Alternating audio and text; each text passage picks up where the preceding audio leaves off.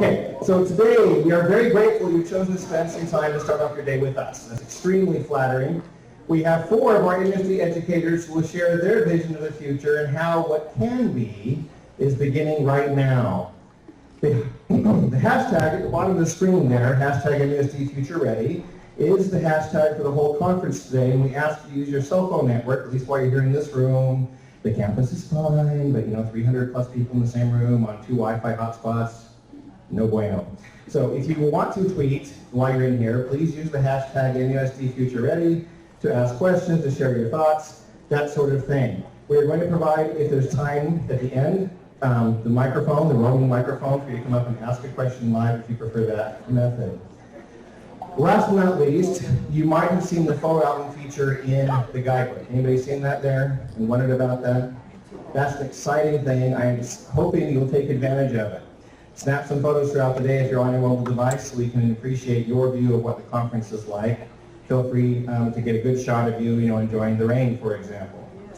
Okay. So, today we are beginning with Ericka Meadows. Now, we have 2 pictures here of MUSD students, and their names have been changed. If these are your students, then congratulations, they made the keynote. They represent to us all students and what they can potentially learn and become in MUSD. Our first presenter, Ericka Meadows, has spent 20 years teaching kindergarten, 2nd, and 3rd grade in Manteca Unified. She is currently serving as a technology champ expert. She has served in MEA leadership for the last 7 years as a site rep, a vice president, and bargaining team member. Thank you for that, Ericka. I'm enjoying my reins. The first time I met Ericka Meadows, it was on the technology committee, and she was that calm voice of reason when people like me get a little too excited. Later, when we were watching her class at Woodward's Deployment Day, I was amazed at her calm and organized way to help her students express their creativity without letting go of classroom structure. I give you Ericka Meadows.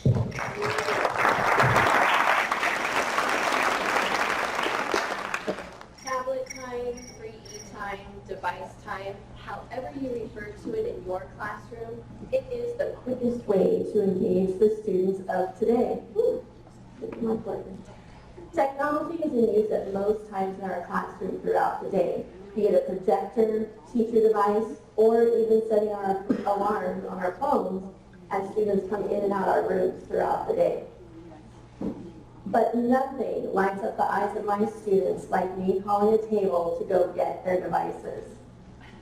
It gives them a feeling of ownership, pride, and excitement. Most don't even know they're learning when we use them. When doing any type of project or activity in my classroom, even the most reluctant of learners is ready and willing. I have yet to hear one moan or groan when we are using technology. You all know what I'm talking about. Get your book out, moan. It's time for a spelling test, groan. And never do I have to do a battle when it comes to engaging my class while using technology. Last year, as we opened up our new devices, I spent lots of time going over procedures, as you all did.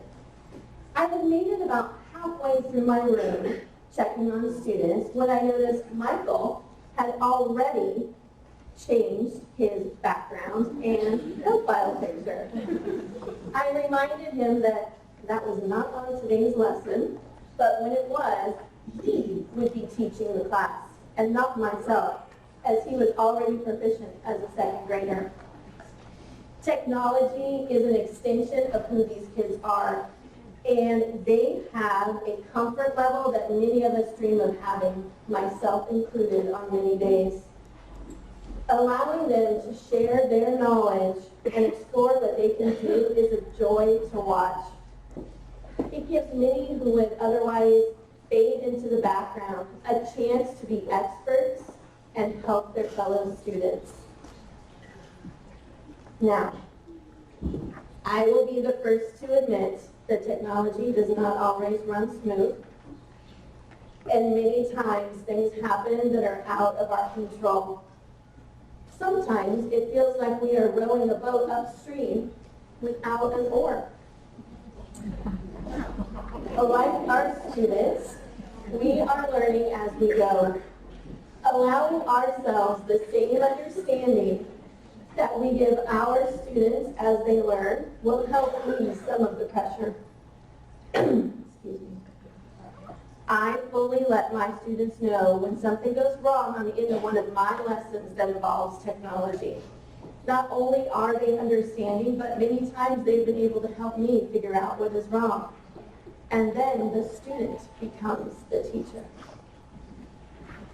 Finding ways to incorporate the use of technology has been challenging as well as fun. Last December, we did a directed drawing of the Grinch. A few days later, Michael was able to take what he had learned and without guidance, redraw it using the Fresh Paint app. We also used our microscope attachments as we learned about the plant life cycle. Isabella, had a flower petal and leaf from the blossom and was able to capture in pictures as well as text her observations. Our animal studies changed dramatically as Michael and Isabella were able to live stream watching animals from the San Diego Zoo. Changing what we currently teach without throwing away what we know as professionals works in our classrooms is the key to retooling our lessons. There are unlimited resources to use with your class. Some district recommended sites are Connect Ed with tutorial videos, Fast Facts Practice. It's also a wonderful tool for parents to use as well. Integrated reading, which can be found in Classworks, is a wonderful tool to enhance reading skills and assessment practice. Wonderopolis is a fantastic site. Michael and Isabella love it. Each day, there is a new wonder. You know, those things that make you go, Recent wonders have included, why do we swing our arms when we walk? Why do cats purr? And who invented mediums? These wonders are from real students, and your kids can submit theirs as well. A video clip goes along with it. A reading piece can be read by the site voice recorder, and there are quizzes to take as well. A new wonder is posted each day.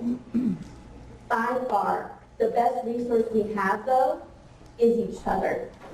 Sharing what we try in our classrooms with our students is the best way to learn. There's nothing new about that. As Michael and Isabella journey from kindergarten through third grade, they will spend countless hours mastering many skills. Those skills are no longer the ABCs and 1, 2, 3s. Now, they are the ABCs, 1, 2, 3s, and technologies. I know my son said to cut that out, but it's sort of rhymes. Taught kindergarten for 8 years, I like to rhyme. The point is, grades K through 3 are building the all-important foundation that Michael and Isabella will need to move forward with confidence. They will receive the skill mastery needed to move to intermediate. For that matter, they'll receive the mastery they need for all their educational years. We will spend hours upon hours teaching the fundamentals of getting to know their devices, keyboarding, a skill traditionally taught in high school, and digital citizenship. Michael and Isabella will learn to search the internet to locate specific information to use in assignments and projects.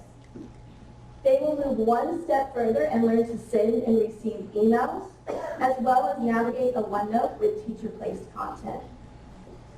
Isabella and Michael's creativity will be unleashed as they learn to use PowerPoint Mix and Sway. Now, before you look at your neighbor and say, man, that lady is crazy, I'm proud to tell you that we already have teachers and students in our district that are doing all of those things.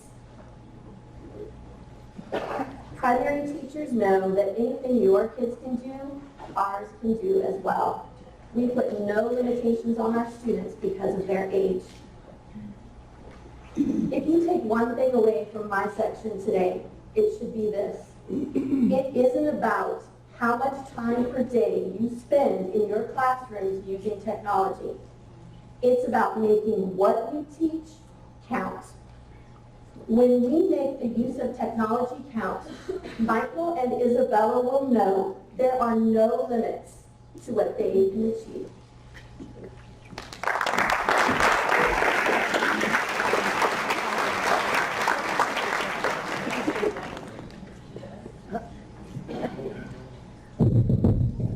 Thank you, Ericka. Up next we have Tammy Dunbar, MED, STEM, who teaches 5th grade at Lincoln. She's led trainings and spoken at numerous education conferences across the country. She's a Microsoft Innovative Educator expert, master trainer, and certified educator, as well as a Common Sense Media Digital Citizenship certified educator, and NCCE professional learning specialist. Wow, what a list of credentials. Tammy also helped make videos for our Embrace the Race video blog last year on digital citizenship. She's someone I deeply admire. Before I met her, however, I first heard about her when my position as technology coordinator opened up at the district office. When I told a friend I had applied, they said, good luck. I'll bet Tammy Dunbar gets that job. Lucky for me, she didn't apply because she knows that her amazing talents belong in the classroom with her students. So, as Michael and Isabella head off to Ms. Dunbar's class, they learn to liberate their genius with OneNote, Mystery Skype, Sway, and Snip. Tammy Dunbar.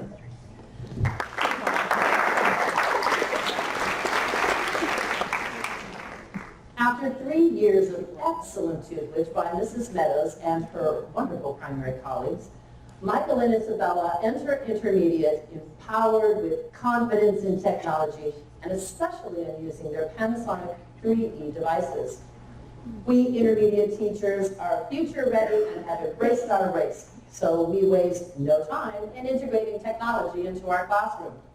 And on that first day back to school, when Michael and Isabella log into their email, they will find their invitation to our classroom OneNote. In this comprehensive digital binder, Michael and Isabella will find problem-based learning activities and assignments with full instruction from their teachers. They will be invited to insert content that includes PowerPoints, pictures, links, Word documents, and more. What Michael and Isabella don't realize is they are laying the groundwork for their future digital portfolios, which they will be able to use to showcase their projects and their talents to colleges and future employers. Wow, OneNote is really full of power. And of course, with great power comes great connectivity. And so if Michael and Isabella are absent from school, it's very easy for their teacher to insert any missing content or assignments into the classroom OneNote. And with the use of Microsoft's new tool called Snip, it is super easy for a teacher to capture the screen, insert digital inking and audio instructions on what needs to be done, and then email that link to the absent student. That way, missing assignments are made up before the student even enters back into the classroom.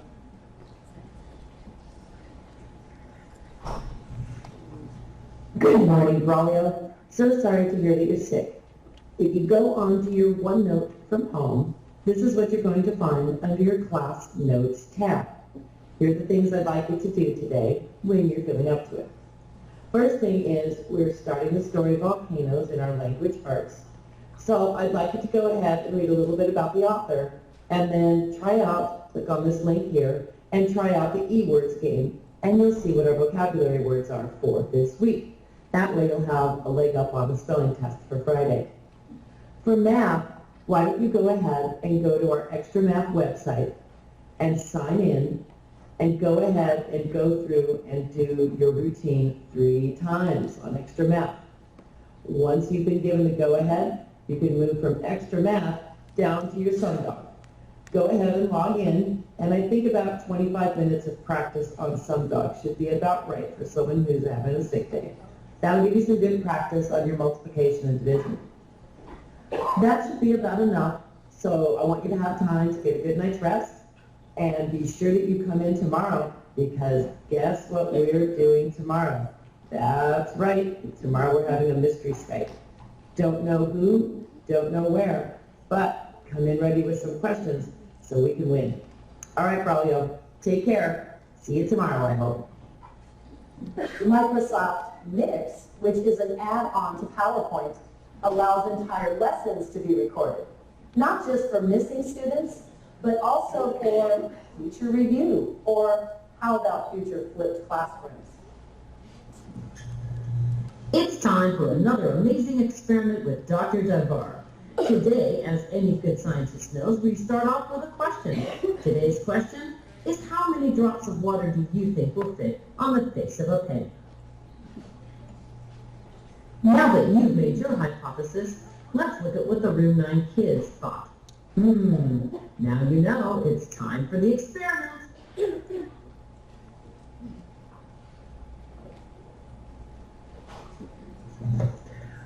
Wow, when you take a look at it, you can see that the hypotheses were a lot lower than the actual number of drops that the students got. I guess the question is, what conclusions can you draw? Michael and Isabella are starting to get the idea that technology is more than just being able to send a text message or Skype with your friends.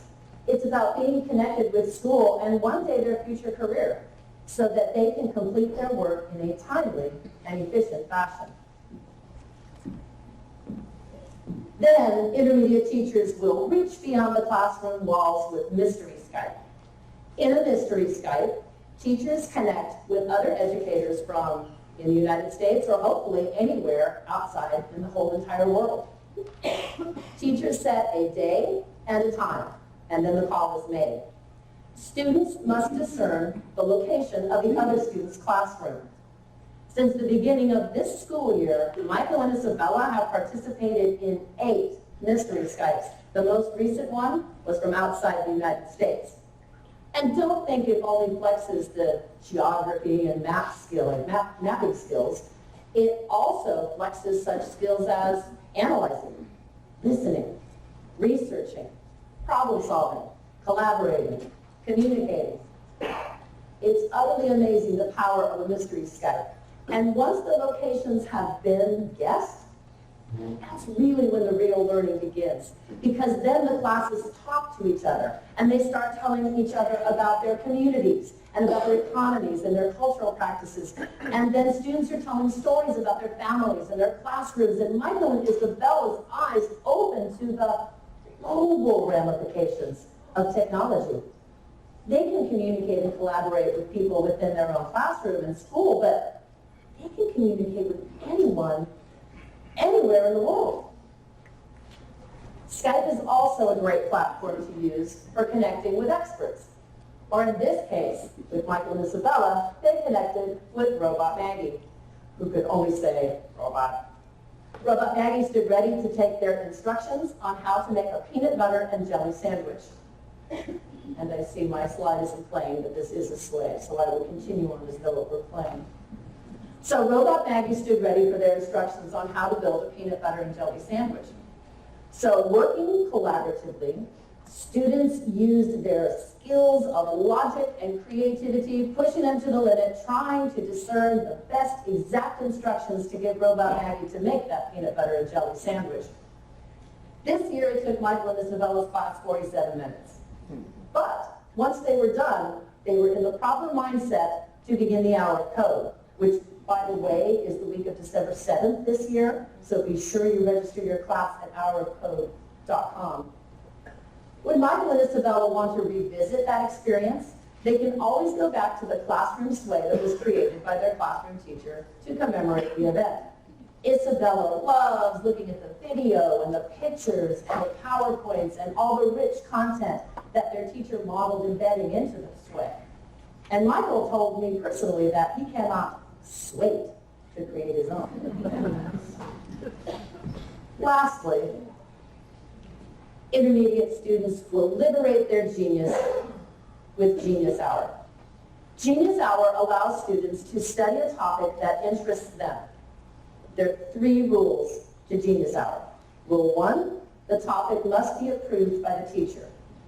Rule 2, the topic must be something that is researchable, that deals with problem solving or skill building. And Rule 3, the final project must be presented formally to the class. This year, Michael and Isabella are enjoying the walk-up lessons to Genius Hour, provided in Angela Meyer's excellent free ebook, Liberating Genius. Genius Hour lessons have enabled Michael and Isabella to start thinking about what's most important to them and what they are most passionate about. And they have become so enthusiastic upon discovering that they each have a unique genius that needs to be shared with the world, that they have reached out to their Kinder Tech buddies and shared that joy. No longer are the intermediate students who enter kindergarten just the big kids who come in and help us log in so we can play Star Ball. Now when Michael and Isabella and their classmates walk in, their Kinder Tech buddies are looking at mentors, role models, teachers. Michael and Isabella now reflect upon and recognize their strengths and their skills and their talents, because they recognize and realize that those will be the building blocks for their successful future, which in the immediate future means junior high school.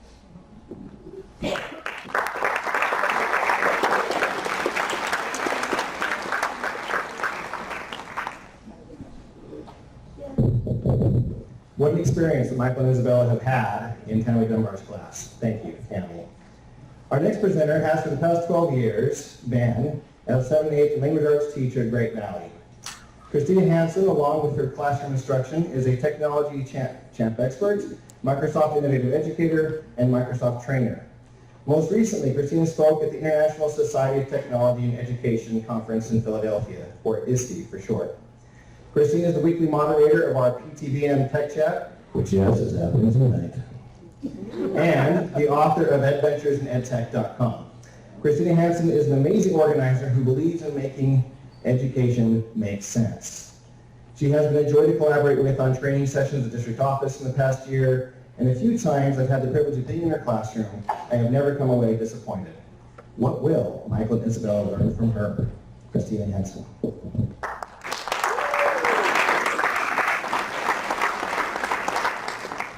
Good morning. See, you all managed to float in one piece mostly. I'm really excited to talk to you today about Michael and Isabella's journey to junior high, intermediate, middle school, the dark side. It's a very awkward age for students. Michael might talk to you about when he grows up, he wants to be a professional NBA player, and then he goes on YouTube to look at clips of SpongeBob. Or Isabella might change her desktop wallpaper to Justin Bieber, and then put her device in her Doctor Who backpack. It's a very awkward age. In junior high, we are able to build on the foundation that was laid in Ericka Meadows' classroom of searching, typing, and exploring, and expand on their ability to navigate, communicate, and create, fostered in Tammy Dunbar's class, to hone their organizational skills in OneNote and their presentation skills in projects. Last year, Michael and Isabella would have exercised the organizational skills here on a printed out Word document calendar. This was an okay solution at the time, but it was met with some struggles, like becoming lost or being authored by that ever-popular anonymous student. Little brothers have scribbled on, and dogs have ate many before we went digital. Now that our students have devices, we can take this once paper document and make it a digital substitution.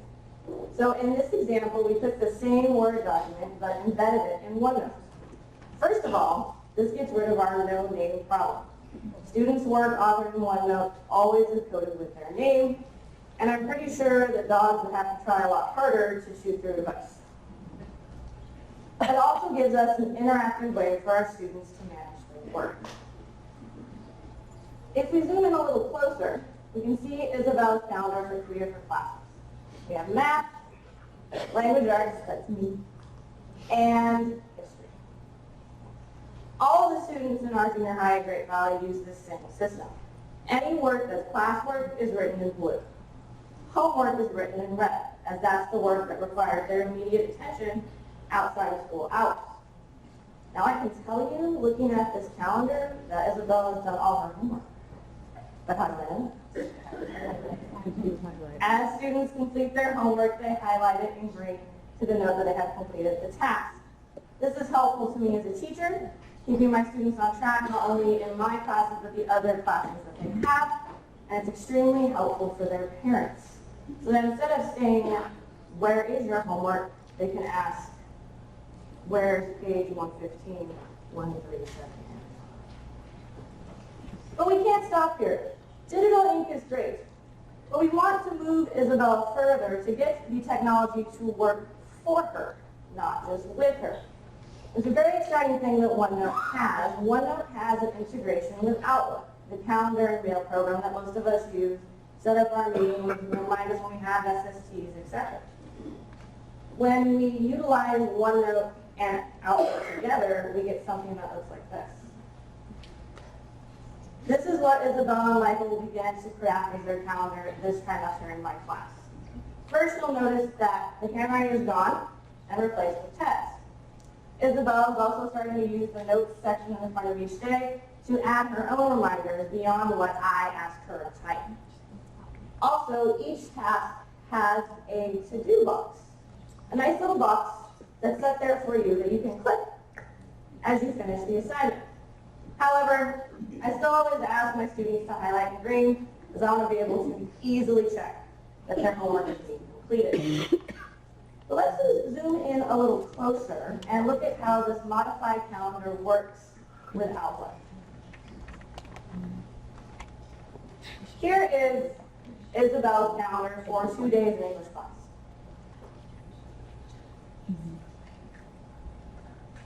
As she enters these tasks in Outlook, you will notice that the boxes start to change. As she adds a task in Outlook, the boxes require a flag. And it's very easy to do this.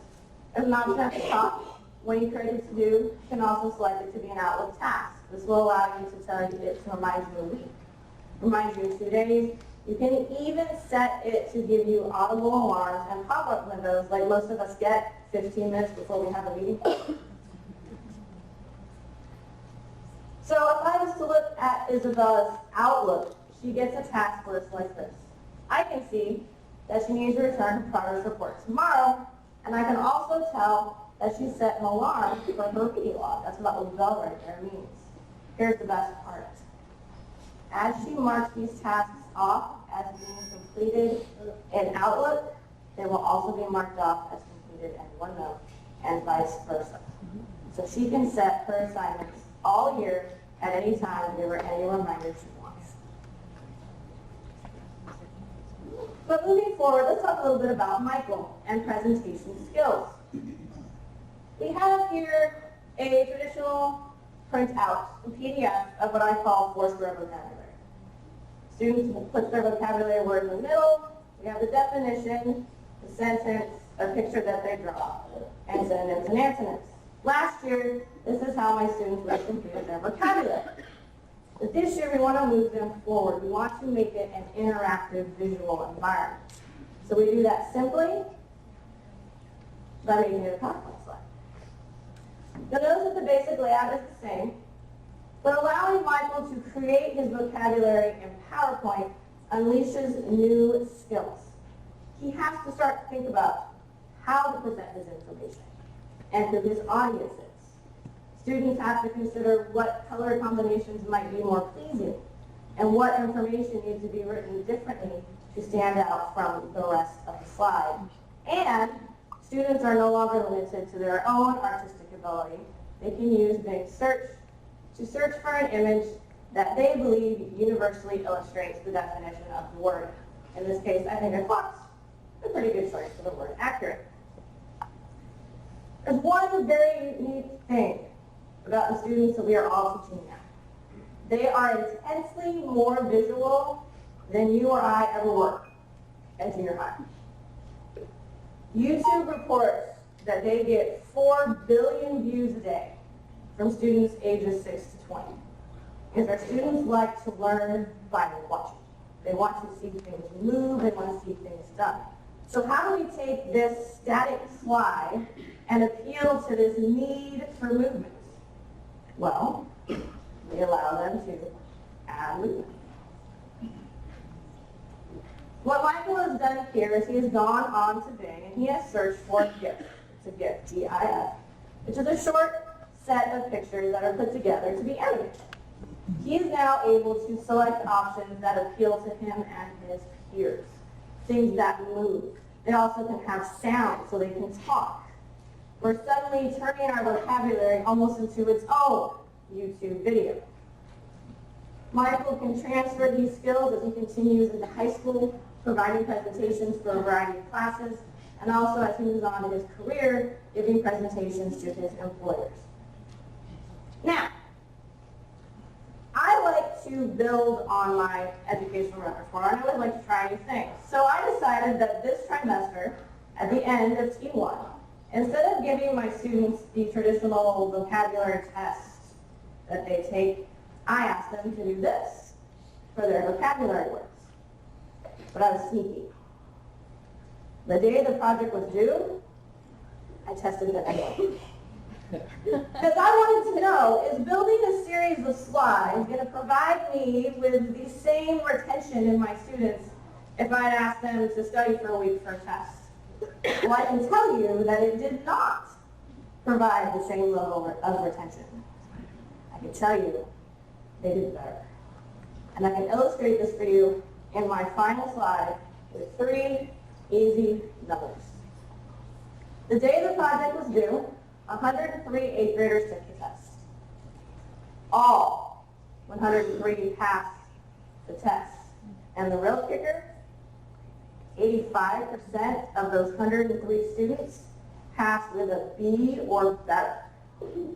I threw my vocabulary tests in the trash.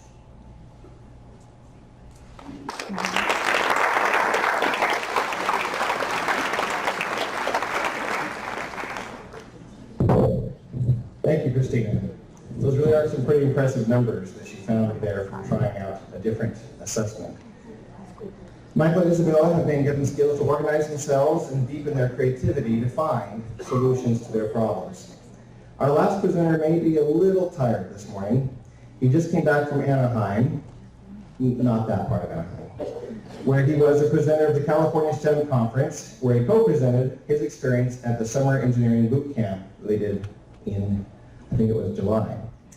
This is Stephan Unterholzner's 21st year, as a science or computer science teacher at Sierra High School. Prior to that, he taught for 6 years in the Sacramento area. And here at MUSD, he serves as junior high STEM coordinator.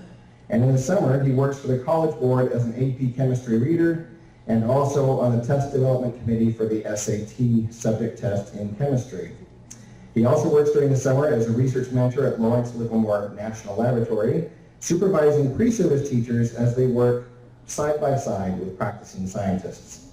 The few times I've watched Stephan do this thing in the classroom, often in the company of visitors to Sierra High School, as it is a Microsoft Showcase school, I have wished I could be young again. If I had Stephan as a chemistry teacher, I might have even liked it. I give you Stephan Unterholzner.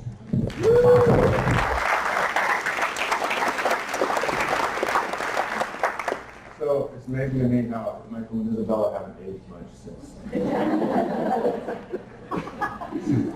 Anyway, I'm one of the lucky ones who gets to have Michael and Isabella after they've gone through the classes of the fantastic people you've heard before us.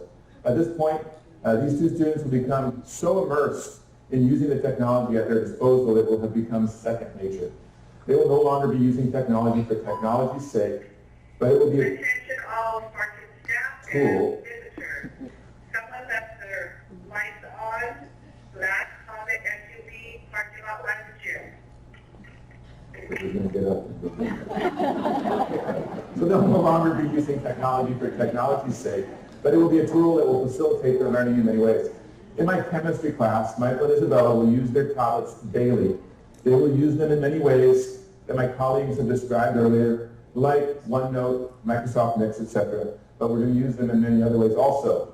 The way that Michael and Isabella do lab experiments has been transformed. As they strive to learn chemistry under the new next generation science standards, they'll be designing and carrying out their own experiments.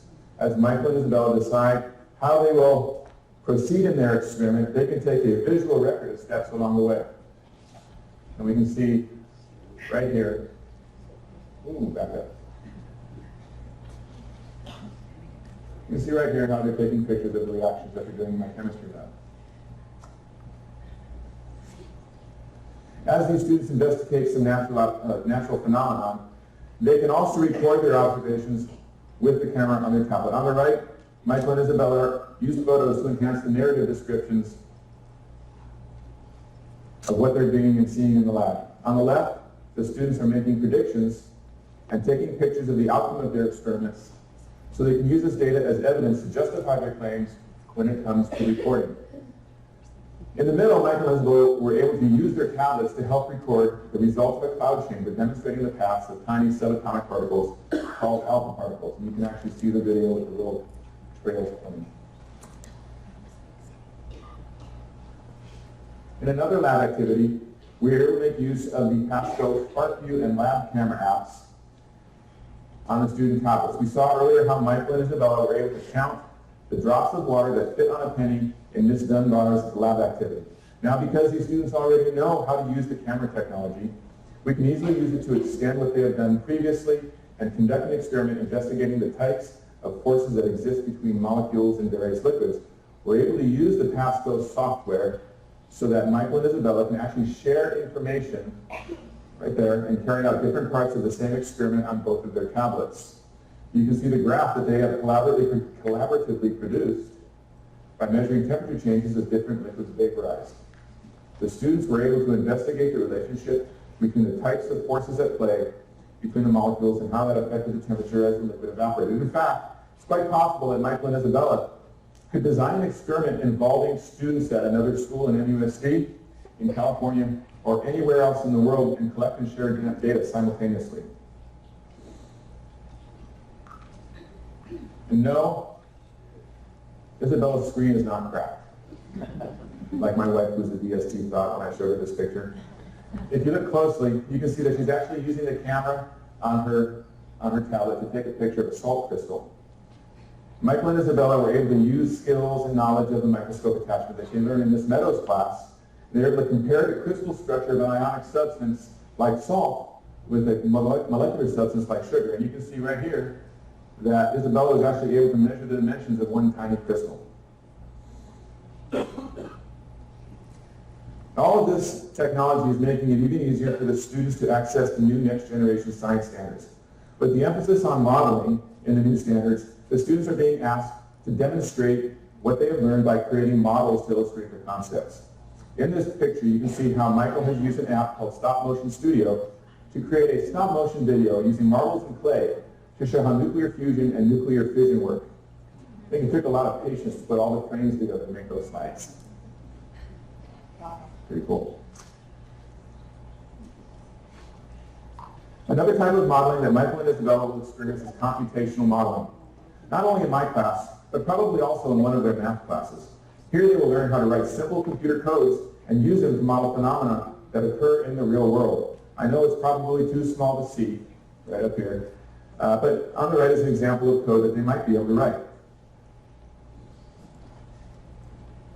In this example, Isabella and Michael have learned how to use a couple of different models, like this first one, which is simulating a wave traveling along a rope, or the second model, which will help scientists and students understand climate change and what factors influence that process. After writing a model, the students can then easily input values and change them to see how the environment will react. So far, all of these practices, like using a camera to record and visualize data, graphing data in real time on a computer, and computational modeling, are used by actual scientists in research labs all over the world. Another application that Michael and Isabella might use in my classroom is Sway. Instead of creating a PowerPoint presentation to show off their learning, they will create an internet presentation using Sway, like the one that's shown here. The students will even use Sway to create a lab report. As lab partners, they will be able to work on this Sway collaboratively, big word, from their own separate devices. Now, we all know how students love to take quizzes. Michael and Isabella will be taking assessments digitally. This may not seem like a huge deal, but as they progress through school and into college and the workplace, more and more of their assessments will happen online. Can I say Keenan or SBAC, right?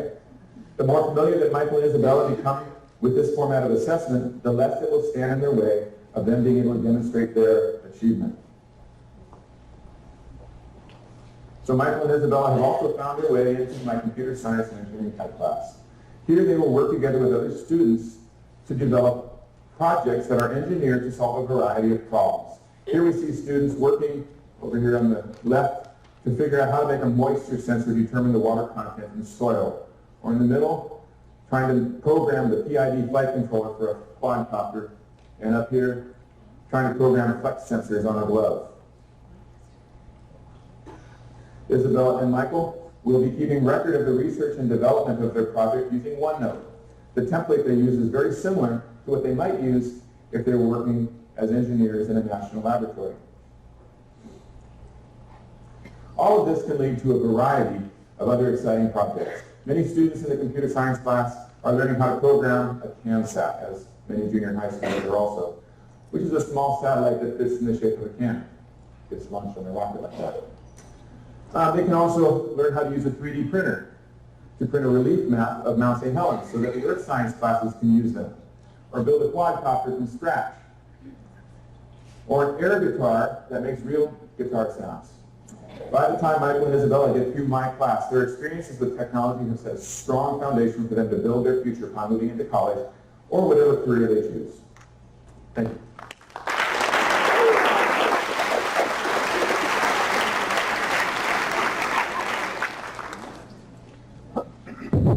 Right? I should have been in his class.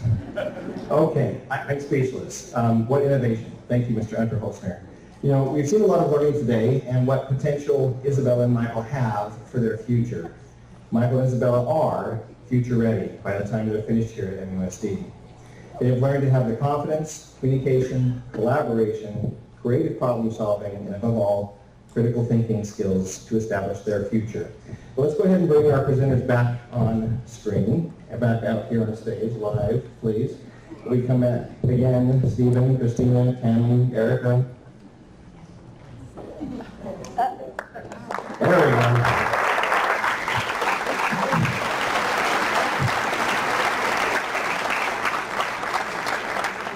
We just want to say to them, thank you. Thank you for sharing your glimpse of the classroom today and how your students are becoming future ready. And to all of you out there this morning, you're next. We're going to be reaching out to you to see which of you are ready to come up here on stage for our next Educator Conference to be a presenter as well. A glimpse of what your classrooms are, how they are future ready, and where you are, who you are as an educator. As we've been trying to follow a little bit backstage the Twitter feed, ladies and gentlemen, there have been lots of positive comments, and we deeply appreciate that. Thank you for being positive and upbeat. Thank you again for joining us this morning. We are, right now, we have about 3-4 minutes. So here's your shot. Does anybody want to ask one of our presenters a question? There wasn't a whole lot on the Twitter feed question-wise. So, any brave souls who have something they want to share? They want to ask? Okay. Microphone only reaches so far, I'm sorry. You can project? Okay. Folks, if we could keep it down so we can hear. Recommend some tips for having students who haven't gone through using technology from primary grade to intermediate middle school to high school. We got middle school, high school already, and how do we help them do the correct stuff on it. Okay, well, first of all, you want to pair them up with a student who's got some skills, and of course, you as a teacher want to be the one modeling the skills as well, right? And if they're new to the district, you're going to put them on the digital driver's license, on Common Sense Media, get them practicing there so they've got responsibilities and understand the regulations and my colleagues. So, while it's kind of thought that students know more about technology than you do, I'm going to say that's not true. All right, they know their phone, they know how to text really well, Snapchat, right? But they don't know how to use technology as a tool in learning. And so, you are learning along with them. And that's okay. Does that make sense? So take them along the journey with you. Okay, thank you. Anybody else? Please. Was your presentation on Sway? You were using Sway? No, this was PowerPoint. That was PowerPoint. Okay. It could have been. We could have mixed it up, too. Anybody else this morning? Okay. I'm just curious, I'm really interested by this Genius Hour. How long does it take to have them all present? It's a year-long process. Oh, so you do one topic and they do it over a period of time? Correct. And the book I was referring to, Liberating Genius, it's choose2matter.org/liberating genius. It's a free ebook in OneNote format, and it's 20 lessons that walk you up into all the reflecting that needs to be done before they come to, minor fifth grade, so they're not really thinking about their genius. So by the end of those 20 lessons, then they've come to a conclusion of, oh, this is my passion, this is my talent, and then they start working on the project. Okay, what was that? Choose what? Choose, like I choose you, to matter.org/liberating genius. And as soon as she gets a moment, she'll tweet that out too. I will tweet it out, I promise. Okay, was there another hand back here somewhere? And email me if you need more. It's very In the back, please. Just English teacher all the time learns a problem where up to half of the students not chartered, up to a third of them are in repair. How do you handle those situations? The same way. I mean, we all,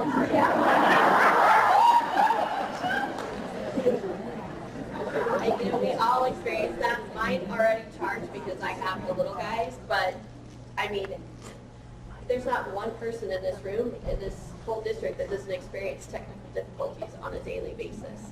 So it's just a matter of teaching the kids what to do, how to react to it, how we react to it. And some days it's just better to walk away and come back later.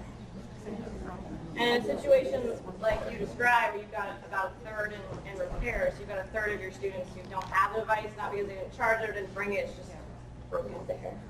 I would say that in that situation, you might want to restructure some of the work you want to do digitally and make it like partner or group work. So if you only have one device for say 2 to 3 kids, then that might work out better in that situation. But you probably would have to do more on paper, more traditionally until those devices got there. Right. You could do like my DST did, and when a student came in and said, but I need my device, I got to do my homework. She just handed him a piece of paper and pencil and said, there, do it.